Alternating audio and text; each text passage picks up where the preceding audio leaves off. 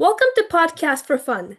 This is the show where we dive into the passion, the process, and the journeys of creative storytellers as they bring their stories to life. I'm your host, Sophia, and today we are joined by a talented author, filmmaker, creative, Aaron Fors. Thank you so much for being here, Aaron.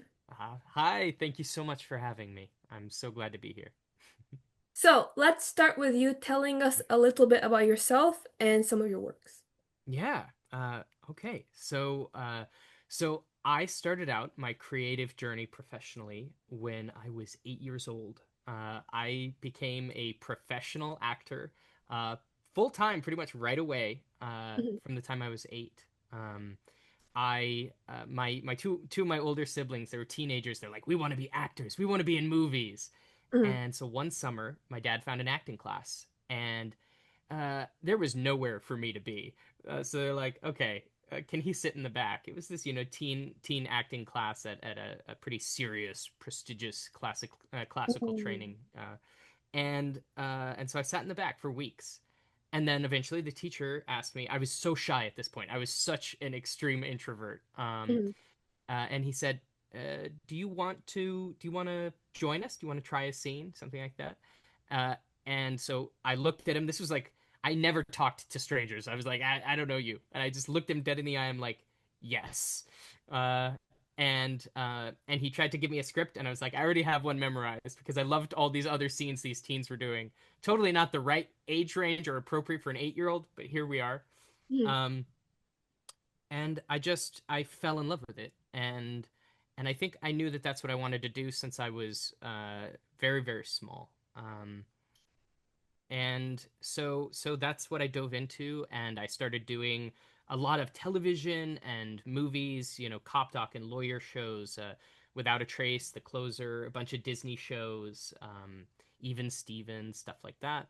Um, and I kept at it. I made it my whole life and my career, and now the last few years it's been bigger films and large indie films and studio films. A couple years ago, right at the start of COVID, I played Sidney Lumet, the famous director, in kind of a large indie film called As Long as I'm Famous, a real art film, and then it's kind of steamrolled since then. Um, but because I have all these hyphenates of things that I do, I think the reason for that is because I grew up around the ultimate multi hyphenate maker, which is the filmmaking industry. Mhm. Um, and so I was raised by makeup artists and hairstylists when I'm sitting in the chair for like 3 hours, or they're adding some alien prosthetic to me. And then the incredible technical artists working with cameras and with lighting, or the art department building whole walls or structures, or like decorating my room for a movie, where I play this kid obsessed with space. Mhm. And so directors and writers, and of course my fellow actors. So what I learned in that environment was that artists, creatives, we are stronger together. And there really is no big dividing line or box that you have to put yourself into, unless it's a box that you choose. And I Mhm. kind of I kind of don't. I like to change boxes. I'm like a cat. Whatever the newest box is, I'm gonna jump into this box for a while. So I started screenwriting. I write screenplays and pilots. And that was kind of as came from natural facility because I was obsessed with reading from the time I was very young, and I read thousands and thousands of scripts for auditions. One of the things that creatives have to get used to is lots of rejection as you work your way up. Yeah, Um, yeah. and so screenplays, and then I come from a creative family, and my sister and her husband and my other sister, they were all like, "Hey, let's write books. We love books. We read. Let's write our own." Mhm. And so I answered the call. I was like, "All right, let's do it." Um, And my sister and her husband have since become very successful. She writes mostly science fiction, hard sci-fi, and he writes mostly fantasy. They both write a bit of both. Um, and then I just dove into starting to build that side of my creative brain and career too. Mhm. And then, to my great delight, I discovered that there was so much more overlap even than I realized. So now, I do a lot of on camera, but I also do a lot of voiceover, and now audiobooks. I have so much fun recording audiobooks in a lot of cases for writers that are now my friends that I've gotten to know through the writing community. Um, so that's what my career is all based around is I I tell stories, and whatever that looks like and however I can contribute to the world through telling stories, I do. And that's me. Wow, no wonder your voice is so clear because you're a voice actor. Oh, thank you so much. Did you have to do any voice training to be a voice actor? Mm. I would say, thankfully, most humans we have voices built in. Most of Yeah. us have that facility, Mhm. and so we're portraying humans a lot of times. So awesome, great. But yes, yes, yes. Like with all things, um, the more practice and time and energy and thought you invest, it pays really big dividends as a creative. Just like Yeah. all humans draw, all humans tell stories, but becoming a master at it is training, training, training. Um, Yes. so yes, in fact, one of the things that I do, I just finished up teaching this 6-week course in dialectology. So basically, a lot of times actors will portray someone that's from a different place than they themselves were necessarily born and raised, right? So like this here is more what I would call RP or received pronunciation from the United Kingdom. Mhm. Whereas there are a lot of places in Scotland where people talk very differently than that, but also very differently than, say, an American from California does. Or like in the movie As Long as I'm Famous, I'm playing Sidney Lumet Mhm. from the 1940s. Is the time period the film takes place in New York, and so he had a very specific and distinct way of speaking. So studying that is like learning a dozen new languages all at once. Except I Mhm. also do that too because I do voices on the Star Trek shows, and so you end up learning like Klingon, Mach, Tach, Judge, and stuff like that. Um, so yeah, there's that. There's singing. There's just learning the skill set of protecting your voice or speaking Mhm. very clearly or changing features of it, like to add a bunch of gravel to the way you speak or something like that, right? For different characters, which for audiobooks is amazing because you have this whole cast, and most of the Mhm. time you're doing it by yourself. Sometimes you have an ensemble and you have a bunch of actors. Most of the time, it's one person with a microphone in a booth. So, That was so cool when you were switching accents. I was like, uh, oh it, my God. I wish I could do that. I only do it's like, so fun. how long did it take for you to learn all of these, or was it just part of the acting classes you took? Yeah. So actors have to become, in many ways, generalists. So Mhm. really, it's no surprise that some of us become major multi hyphenates because we might have to portray a pianist. We might have to portray a dancer, things like that. And so you end up learning a bunch of things. Um, Yeah. Dialect study is definitely something that comes up a lot for actors. Most traditional acting classes, you're not gonna be learning dialect. Those are usually kind of adjunct classes, additional things that you seek out. Though you might get a bit or a taster in acting classes. Um, but the entertainment industry, the acting community, does have our coaches out there. We have our dialect coaches where we're like, okay, I know a guy. I need to learn this. I need to learn Mhm. South African or Minnesota for this audition, and they come to us. Do you remember the first role you've ever gotten? Yeah, yeah.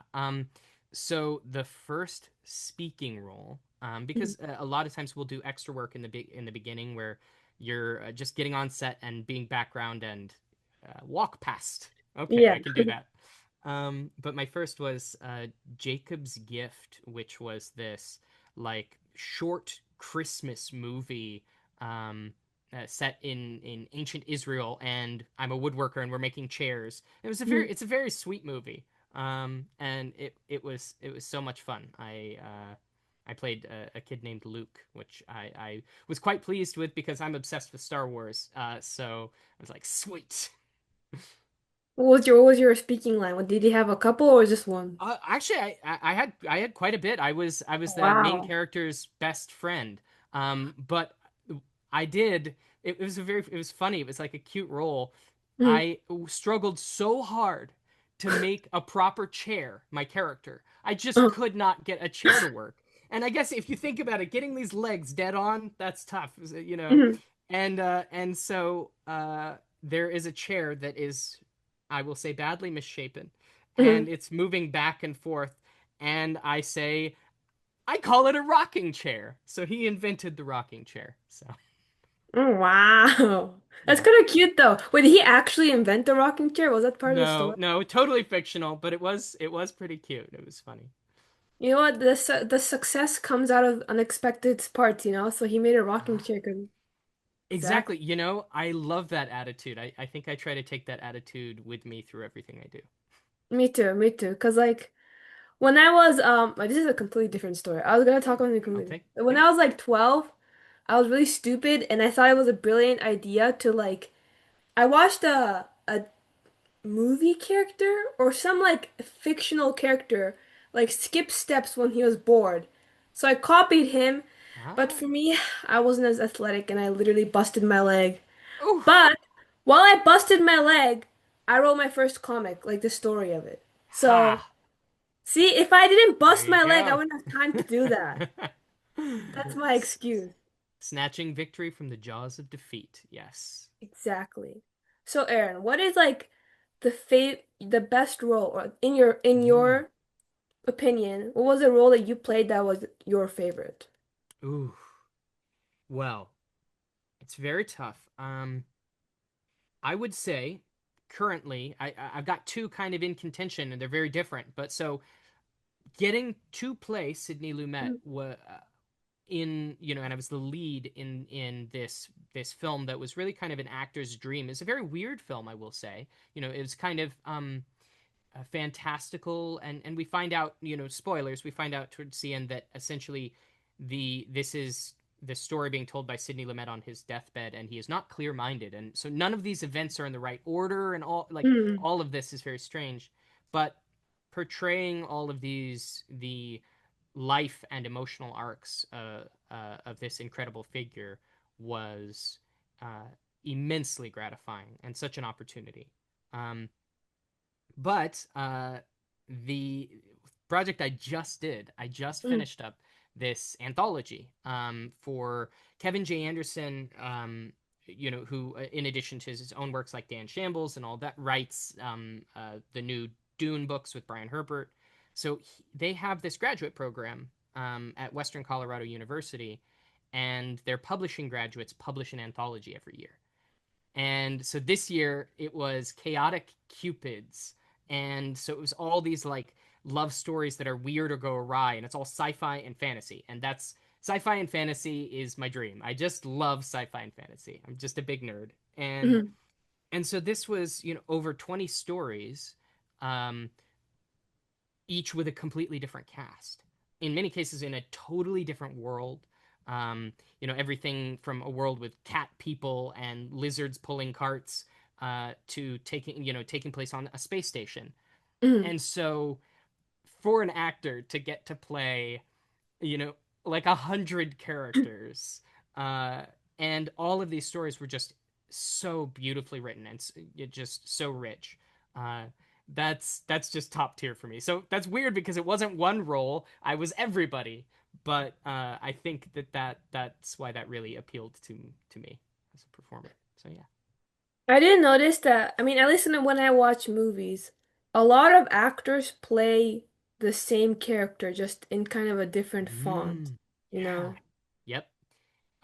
Yeah. So is the question, would you say, why is that? Not why is that, but do you feel like that happens to you since you've Mm, been an actor basically your whole life? yeah. Really good question. So yes and no. So there's what we'd call in the industry typecasting, right? Mhm, And there are good things and bad things about typecasting. One good thing is if you play a certain kind of role and totally pull it off, good, because you're going to get a lot more opportunities that look exactly like that. People are going to, say you play the intelligent, sarcastic, brooding kind of, these tiny little niches. mhm, Um, then from then on, writers are actually going to be writing their scripts, and whether consciously or subconsciously, they're totally going to be writing that character that you played, or they're going to be writing with you in their head. mhm. Just like when we're reading a book, a lot of us will kind of fill in actors into roles of the characters. That happens Yes. when you're writing it too.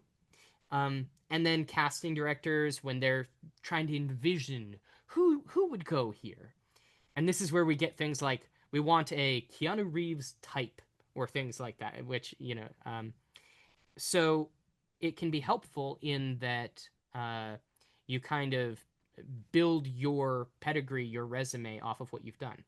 Mhm, It can be a real detriment, though. And I think that the downside is that all humans, all of us, are so much more. We are so many people, mhm, and and who we are kind of gradually changes throughout our life, but also day to day. And actors spend a lot of our careers, hopefully, developing our ability to portray many different kinds of people in many different walks of life. Um, and so this is why I always love it when I get to see an actor that usually plays one kind of role get to step outside that and play something very different for them. Um, I will say that while I've had some of that in my career, I have been very lucky to get the opportunity to play a really diverse set of types of characters. Um, and I think part of that is the way that I live my life. Actually, um, I think that I'm very open and public and brave about the fact that I don't want your boxes. I am weird and I am many things. And if you want a thing done, let's see if I can do it. Um, and so that's I would encourage more actors that want to play a bunch of different kinds of characters to really push for it harder than they think, because um, I think there's a lot of times the fear that if if you don't fit into that box, that you won't work, that you won't be able to say make a career out of it. And mhm. bah, rubbish. I say rubbish. So I mean, how can you stand out if you follow the crowd, right? That's I think. exactly, exactly. You mentioned that you liked sci-fi and fantasy, right? Since you're an author and you've written like scripts as well, Yeah. do you find yourself leaning towards those genres when you write them? Oh, yeah. Absolutely, absolutely. Um, I feel like there's so much heart and soul and time investment and energy put into an extended project like a book, like a fiction Mhm, novel, or a screenplay, especially if it's one you're going to try and get made if you're going to be involved in the process. That for me, why would this be the day that I don't write sci-fi or fantasy? It's just never the time. I'm like it. I think we need some more of that. So I'm always leaning into those genres. Um I don't force myself to like say, oh, only stick sci-fi or only stick fantasy or anything like that. I write yeah. what my heart tells me to, but that trends that way.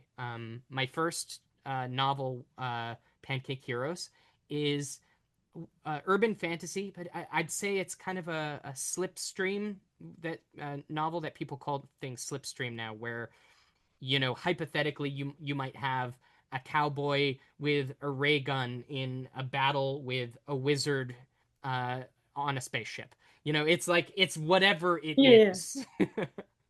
And my second is actually hard sci-fi, a young adult novel, Peanut Mm. Butter and Pickles Won't Keep on Mars.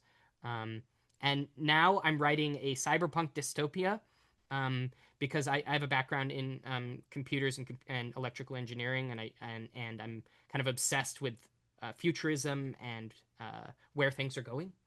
And I'm writing a necromancer story where the necromancer is the good guy, and I'm doing a lot of world building for that and trying to create something that feels very very unique, but also grounded that people can connect to.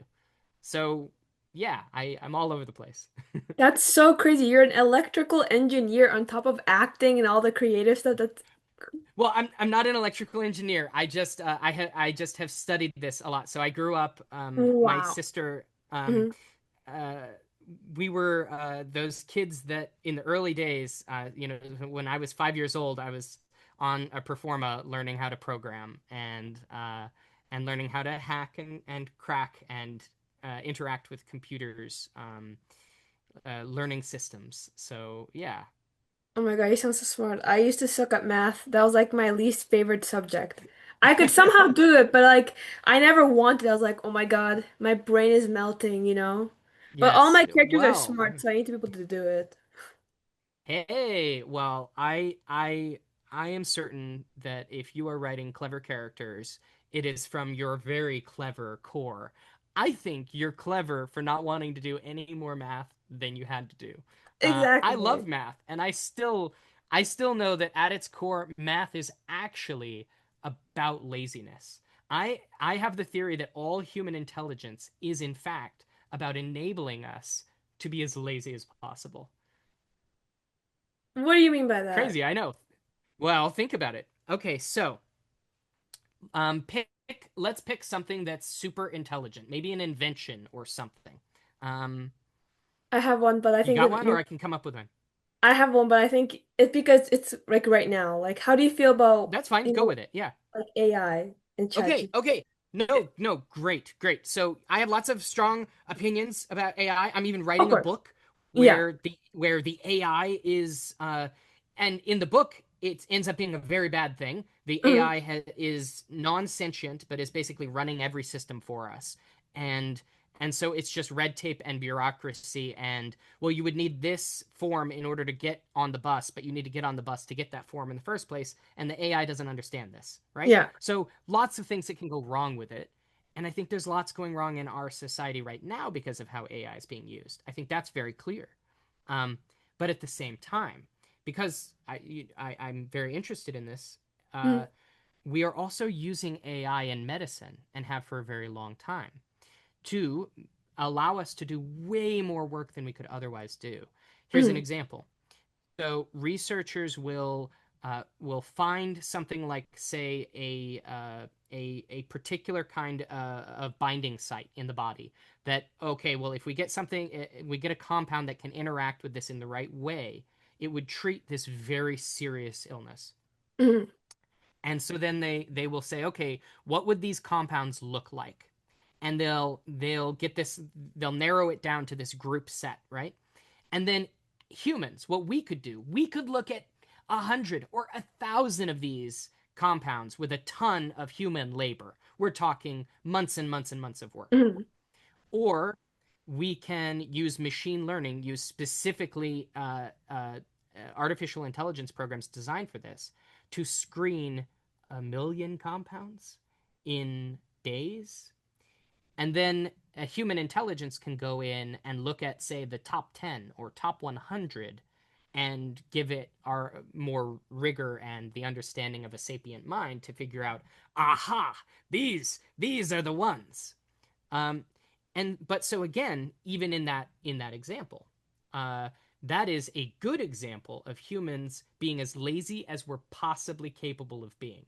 We took we took something that would require so much cognitive effort that it would require the brains of 100 scientists for 100 years pouring their effort into this, and we turned it into days of work. That's Exactly. laziness. That's what I'm saying. Also with like cars too, because we were like, oh, I don't want to walk anymore. What if I just like vroom, you See? know? Exactly. Exactly. It's all just we would like to relax, please. Yeah. So I guess you're right that Intelligence just comes from the desire to be lazy. That's crazy. I've never thought of it that way. Oh my God. Hopefully that repairs people's relationship with laziness a little bit and maybe demystifies intelligence a little bit. I don't know. I think people get very stressed and nervous about their own intellect versus the intellect of others, but I think we are much smarter together as a species anyway. Hmm. My dad always says work smarter, not harder. Yeah, see? He knows the great secret. Hmm. I have a dumb way that I kind of did that. I used to work out for a really, really long time, Hmm. and that was like such a waste of energy. So I used to do like, I don't know, 5 sets or something. You seem like a buff guy, so you must understand me. Yeah, that is a thing I do. Lots of So I got exercise. lazy and I decided that instead of like working out a lot so I can eat more, I already work out like at home and I don't have that much time to eat Hmm. anyway. So I'm just like, you know what, I'm just gonna lower my calories, Then I'll be like a little healthier and I'll like up my protein and then I won't have to think about it as much. And now I go to the gym less and I eat less, but sometimes I mean I work out more, but it saved a lot of time, honestly. Absolutely, it does. And in that case, there's actually pretty rigorous science that for most humans, lowering our calorie consumption is a really effective way just to protect our health over the long term. Just Yeah. humans, our bodies do really well when we do have a bit of scarcity sometimes. We tolerate that very well as a species. Mm-hmm. So look at that working smarter, not harder. Um, Exactly, guys. and even though I do a lot of fitness stuff because I'm an actor and work in Hollywood, and there are some benefits to that. And Yeah. I also I do stunts and I have done a little bit of stunt choreography and because I grew up in that as part of my development. Mm-hmm. I grew up in martial arts, and so most of what I do fitness wise is in fact trying to be as lazy as possible, but in kind of a unique way because I do want to be in very good shape. I do gymnastics and I want to be able to do the cool tricks that I want to be able to do. Mm-hmm. But I actually think that the way that humans could have a better relationship with exercise is by making it feel like laziness, making it feel Mm-hmm. like play. And that's all I do is I try to center all my life around doing the stuff I want to do. And so Yeah. I find the overlap between what I want to do and what is, say, useful. Um, and so if just endlessly doing some kind of repetitive motion is boring to me, but walking on my hands is fun, well, that'll get you strong. um, I'm writing these little snippet fitness books. They're supposed to be like tiny, like thin things you can take with you anywhere, but they're fantasy and sci-fi themed uh, exercise books. Like, okay, here's how you would get in shape for the zombie apocalypse, with like cute illustrations and uh, Go everything on the framed treadmill. through stories of this. Yeah, exactly. You can have like a little zombie doing a deadlift and one of their arms has fallen off. It'd be great. Yeah, Um, that's so funny. or if you want to look like an elf and move like an elf, okay, we can talk about agility stuff. Or Mhm. I think maybe dwarves or orcs would be the power lifters, stuff like that. You know what's funny? I tried to use a gym as like a social area, so I would just talk to everybody, and then also it Hmm. helps me because I read in a book or something like the more you get rejected, the more you get used to it. So I just talk to everybody there, and sometimes people don't talk to me. They're Nice. like, "Oh, sorry, I'm in the middle of such." I'm like, "Good, you rejected me. That's my check one Hmm. thing off my list for the day." Yeah, perfect. That's as an actor, I think that's really clever. I think building resilience or anti-fragility where you grow stronger in response to those things. It's kind of like an immune response, right? Hmm. Um, yeah, I think there are so many creatives. Kevin J. Anderson is one of them Hmm. who teaches people who teaches writers specifically to brag about their rejections. Get as many as you can possibly get. Frame up the rejection letters if you can. Just shower yourself in them, um, because you can in a way track your success or measure progress through progressive failures. Hmm. Which is funny because progressive failure, that's kind of part of being in the gym. It's the same thing. I think Yes. most, you know, I need most to areas of fail. life.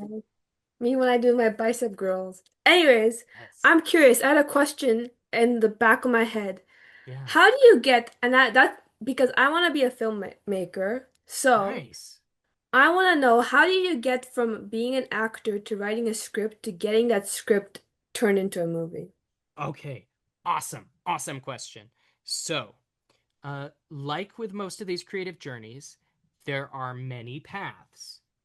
But I think the most effective way I can talk about it is Mhm, talking a little bit about my own path, but also just giving a blueprint. Okay, you want to be a filmmaker. mhm, The first thing that you can take care of, in your case, is something you probably already have or are. Um, the first thing you can conquer is you can get good at the required skills. mhm, That's amazing because that's something you can just do yourself. If you're passionate about the thing, and you nowadays you can find all of these resources to learn, you can learn about filmmaking. At the same time, do what you're doing, which is reach out, reach out, reach out, and talk to other people, other creatives in the field, because they will be very excited to talk about how to do it. yeah. And then you form this community as a result, where you're growing and progressing together. So check, check. Then and this sounds harder than it is, but Mhm, the goal is to be as lazy as possible and just start doing it. okay. So if you want to make a film, awesome. Make a film. If your resources are $20 Mhm, or your cracked iPhone, but you have sufficient drive and creativity and passion and belief, mhm, I know you can make something good. Anybody that is passionate about it has everything they need. You can make something. If that's the goal, find and reach out to the others that you need for your filmmaking community. So you need actors. If you're an actor or you want to be an actor, good, awesome, you've yeah. got one. Uh, but so find the cast that you need. Find somebody with a passion for, say, if you don't know a cinematographer and you can't find a cinematographer, find somebody that wants to learn, that wants Mhm, to be, that's obsessed with photography or something connected. Build your bank heist team for making a movie and make a movie. Maybe it's a short film. Um, and then start going to the things that the community goes to. So in the case of, say, you made a short film, you made an 8 or 20 minute short film as mhm, and put everything you had into it.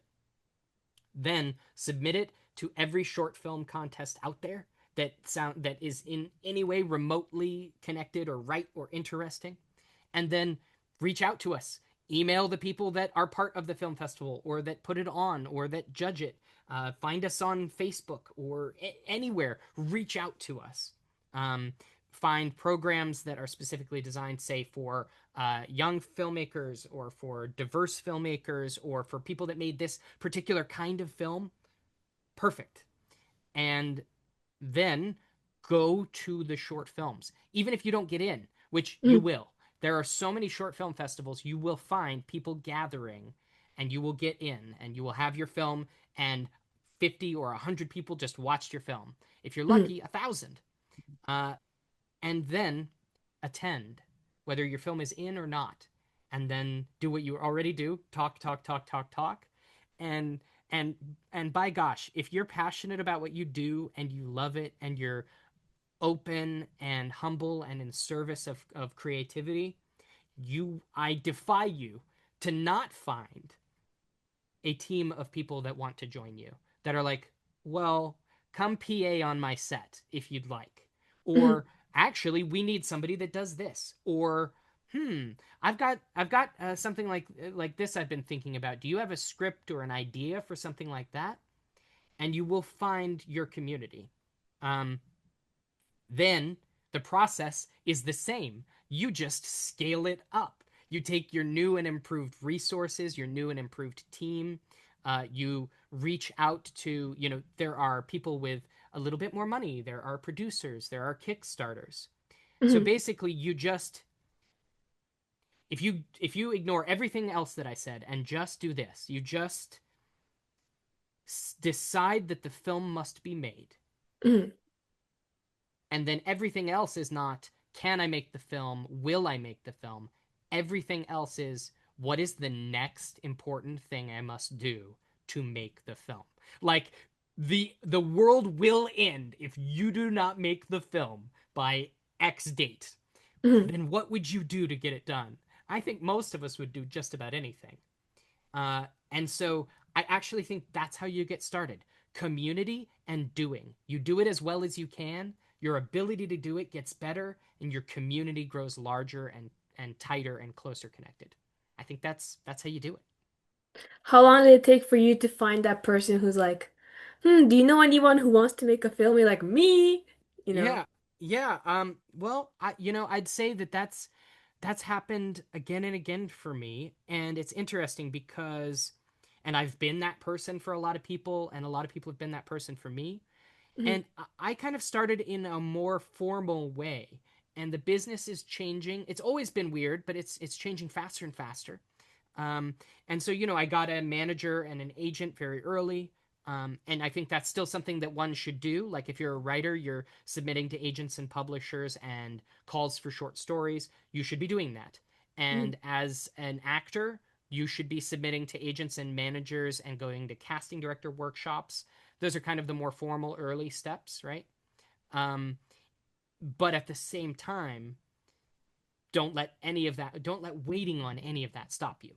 Um, so like early on it was auditions. I got a manager, the kind of early days bargain bin manager where they're new in the business themselves trying to figure it out, and we did our best together, and I got auditions for smaller projects, I got some jobs, everybody got paid, we progressed up from there. And that's a valid way to do it. Um, but I think there is so much value in instead doing it the more organic way, in reaching out to people. And I have found that 9 times out of 10, the real big opportunities and the ones that really help shape your career come from having lunch with somebody after you watched a movie together at the short film festival, or you met a friend Mhm. of a friend at a party because it was a bunch of creatives getting together.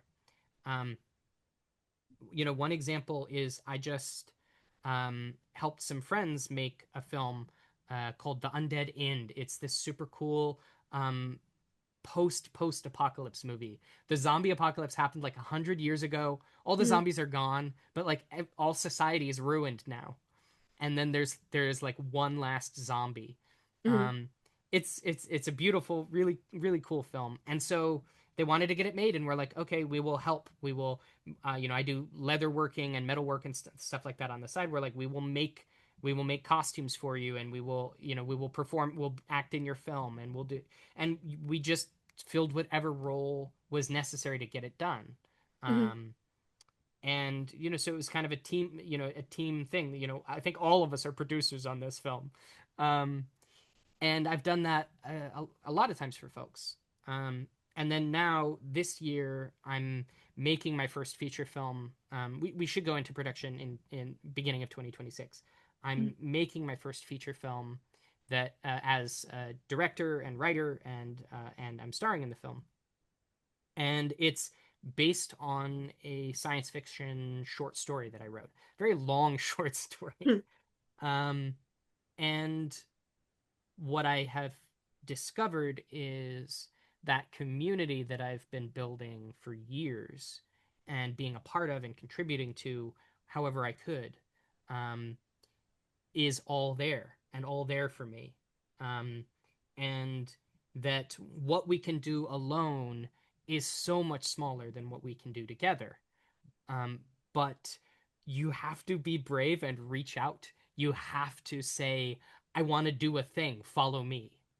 And I have found if you just say follow me, Mhm. people do. Um, because I think that belief is infectious. I think hope and belief is such a big part of why we tell stories in the first place. That who doesn't want to be a part of it? Yeah. That's so pretty. You have Ah, a good way of articulating yourself. oh, thank you so much. I try. That's the goal. That's the dream. So, Aaron, I have one final question. Mm. What's one advice you'd give to the aspiring storytellers watching this right now? People who want to be like the Ooh. professionals. Okay, okay. So here's the one I've got to pick. Because there's a lot of nitty gritty stuff out there. There's a lot of technical learning and people that can teach it better than I. Mhm, But the thing that I would have to say, the thing that's sacred to me, is I believe never stop telling the story that has the very most meaning to you, and that might change or grow, um, and the way that you see it might change as you do. But don't change the story that you tell because anybody else told you to. It's mhm. the right story. The things that have the most meaning, that uh, filled your soul with passion and fire when you were 5 years old, that's still the right story. And keep telling it in as many ways as you can, because that gives others instead of one bridge, 10 bridges, 100 bridges, 1,000 bridges to the deep wisdom and the meaning, the things that have brought you hope, that have tethered you to maybe family and community and purpose, um, the things that have saved you, that have helped you, that have given you just one more good day or one more good minute until things got better. If you just keep telling those stories, you'll never ever run out of stories. And I promise you, you will find a home for them. And if you don't, come find me. We will find a home for them together. Yeah. See, this is a motto I have for my stories. If I enjoy writing it, someone will enjoy reading it or like, watching it, you Yes. know? Yes. Absolutely. Absolutely.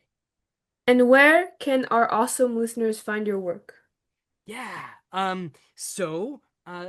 As an actor, my name is very helpful, and there aren't a lot of fours out there. So if you Yeah. look up Aaron Fours, you'll find me. You'll find my IMDb and where I am and all that. But what I would love, go to my website, aaronfours.com, or find me on Facebook or on YouTube. I do this fun thing right now where I write these very short stories and then I Mhm, narrate them live, and I only give myself one take. I usually do like a couple a week, and so you mhm. can stay in touch, join my newsletter. Um, when books come out, you can get the newest, shiniest books. So yeah, get in touch with me. Find me, Aaron Fours. Anywhere you look for it, you'll see me. Click the link, guys, down below. I always do this. Perfect. Well, that's a wrap for today's episode of Podcast for Fun. Thank you so much, Aaron, for joining us and sharing your incredible insights. And I'm gonna steal all that thing you told me on how to make a movie. I'm gonna do that. Well, I Please already am do. doing I can't that. wait to Yeah. see it. I'm not Yes. surprised. Awesome. And to Thank you our so listeners, much.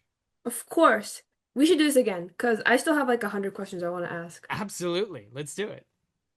And to our listeners, thank you so much for tuning in. If you enjoyed this episode, don't forget to like, subscribe, and share it with fellow storytelling enthusiasts. And if you have any questions or topics you'd like me to explore, you can drop them in the comments or connect with me on any of my social medias at Podcast for Fun. Until next time, keep creating, keep dreaming, and we'll see you on the next episode of Podcast for Fun.